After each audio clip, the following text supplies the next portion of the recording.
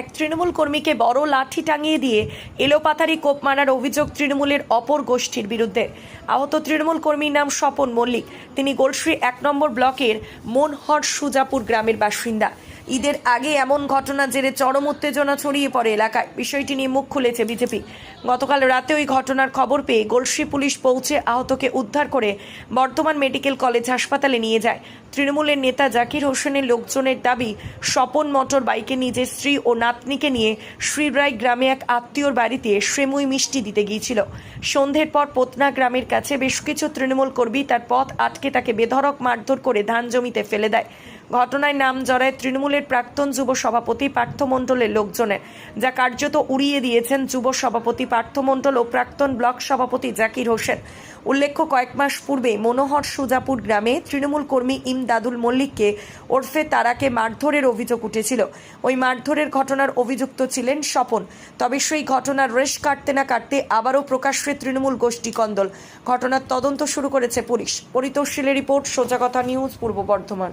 ঈদ পরবে সেমুই চিনি কাপড় চোপড় নিয়ে তার স্ত্রী এবং তার নাতিকে নিয়ে দিতে যাচ্ছিল।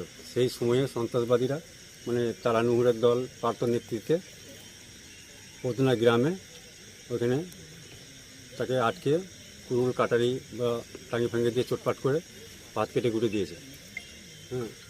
সেই পরিপ্রেক্ষিতে গ্রামে খুব উত্তাল। তাই আমরা চাইছি তাদের শাস্তি হোক। প্রশাসন আমার সঙ্গে আছে।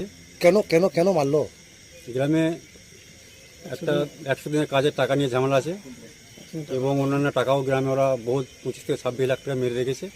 সে টাকার প্রতিবাদ করতে যে গ্রামে অশান্তি ঘটে। কারা মেরে রেখেছে? এটা তারা নুহুর এরা সব মারামারি মেরে রেখেছে। ওরা কোন দল করে? ওরা পার্থ দল করে, তৃণমূলই করে পার্থ দলে। আপনারা কি করেন? আমরাও তৃণমূল করি। আমরা জাকির হোসেন এবং জনগণ চ্যাটার্জি দল করি। তাহলে এটা কি গোষ্ঠীদ্বন্দ্বই বলতে চাইছেন? হ্যাঁ, গোষ্ঠীদ্বন্দ্ব। তারপর হাত কেটে দেওয়া হয়েছে আর অন্যান্য জায়গায় চোটপাট করেছে। কারা কেটেছে কেউ দেখেছে? কেটেছে ওই নুহুর, সাদ্দাম, জাফির, তারপরে জাকির, রবি, আঙ্গুর।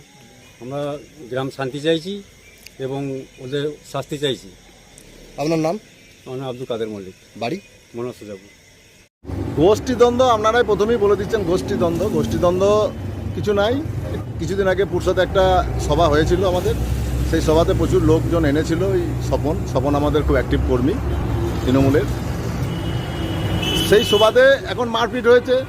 আমরা মনে করি যারা তৃণমূলের মিটিংয়ে লোক আনবে, সে যদি মার খায় নিশ্চয়ই তৃণমূলের লোকটা মারছে না। সেটা পুলিশ দেখছে, পুলিশ তদন্ত করছে।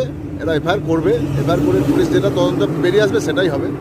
আমি ওটা ঠিক বলতে পারবো না। 100 দিনের টাকা একটা সমস্যা আছে ওখানে। সে সমস্যাটা নিয়ে এটা হয়েছে বলে আমি মনে করি না। তবে একটা কথা বলতে পারি, ও আমাদের অ্যাক্টিভ কর্মী। সে তাকে যখন মারবে, সে ভোট করাবে আগামী দিনে আমাদের। সে আমাদের ওখান থেকে গোটা গ্রামটা তার পক্ষে, গোটা গ্রামের মানুষ তার ডাকে চলে আসে এখানকে।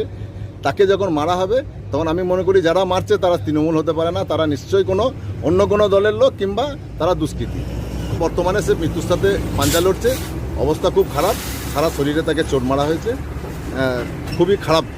ঈদের আগের দিনে বিশেষ করে এটা আরও খারাপ। ভাষায় প্রকাশ করা যায় না। যেটা যে কাজটা করেছে, খুব নক্করজনক কাজ করেছে যারা করেছে। ওই গ্রামে ওটা পুরোটাই হচ্ছে গ্রাম্য বিবাদ। ঠিক আছে, এখানে আমাদের দলের নেতৃত্ব কেউই কোথাও জড়িয়ে নেই। ওই গ্রামেও কিছুদিন আগে একজন এরকমই আহত হয়ে বাড়িতে শুয়ে আছে। তখনও কোনো ব্যাপার, আমাদের দলের কোনো নেতা ছিল না। আজও কেউ নেই। ওটা কারুর নামে অপপ্রচার করা হচ্ছে। দুপক্ষই তৃণমূল করে, কিন্তু ওদের গ্রামের পুরনো বিবাদ, দীর্ঘদিনের বিবাদ। এর আগেও 1-2 জন এরকমই আহত হয়েছে, আবার একজন হয়েছে। গ্রামের একাংশ দাবি 100 দিনের 24 থেকে 25 লক্ষ টাকা আত্মসাৎ করেছে আপনার লোকেরা। এমনই অভিযোগ করছে আপনার বিরুদ্ধে। এরকম খবর আমার জানা নেই। গোটা ভারতবর্ষের মুসলিম সমাজ যখন ঈদের খুশিতে আনন্দিত, একে অপরকে শুভেচ্ছা বিনিময় করতে ব্যস্ত, ঠিক সেই সময় বর্ধমান জেলা পদ্মাপুরসা পঞ্চায়েতের পদ্মা গ্রামে স্বপন মল্লিক নামে এক তৃণমূল কর্মী, তৃণমূলেরই বিধায়ক ও যুব সভাপতি গোষ্ঠীর দ্বারা আক্রান্ত হয়ে মৃত্যুর সঙ্গে পাঞ্জা লড়ছে বর্ধমান মেডিকেল কলেজে। এটা মোটেই কাম্য নয়। তৃণমূল কংগ্রেসের দ্বারা যে মুসলিম সমাজ সুরক্ষিত নয় সেটা প্রমাণিত হলো। এবং দুর্নীতির বিরুদ্ধে প্রতিবাদ করেছিল এই স্বপন মল্লিক। বিধায়ক ও যুব সভাপতি গোষ্ঠীর লোকজন তারা 100 দিনের কাজের টাকা আত্মসাৎ করেছে, তারই প্রতিবাদ করেছিলেন এই স্বপন মল্লিক।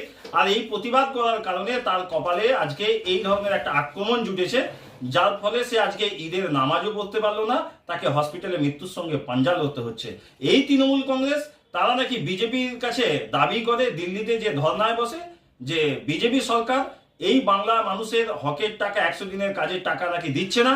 আর উল্টো দিকে দেখা যাচ্ছে তারা এত দুর্নীতি করেছে তৃণমূল কংগ্রেস 100 দিনের কাজের টাকায়, যে নিজের দলের সদস্য প্রতিবাদ করছে সেটাও সহ্য করার ক্ষমতা নেই। তাকে সঠিক হিসাব দিতে না পারায় তাকে এই পৃথিবী থেকে সরিয়ে দেওয়ার চিন্তা ভাবনা করেছে, এবং সেটাও ঈদের দিনে। এর থেকে বড় অন্যায় আর কিছু হতে পারে না। আমরা ভারতীয় জনতা পার্টির পক্ষ থেকে ওই স্বপন মল্লিকের পরিবারের পাশে আছি, এবং এই ঘটনার যাতে পূর্ণাঙ্গ তদন্ত হয়, প্রকৃত অপরাধীরা যাতে সাজা পায়, এবং 100 দিনের কাজের টাকার দুর্নীতির প্রকৃত হিসাব যাতে বাংলার মানুষকে তৃণমূল কংগ্রেস সরকার দেয়, তার দাবিও রাখছি। মৃত্যুঞ্জয় চন্দ্র, জেলা সহ সভাপতি।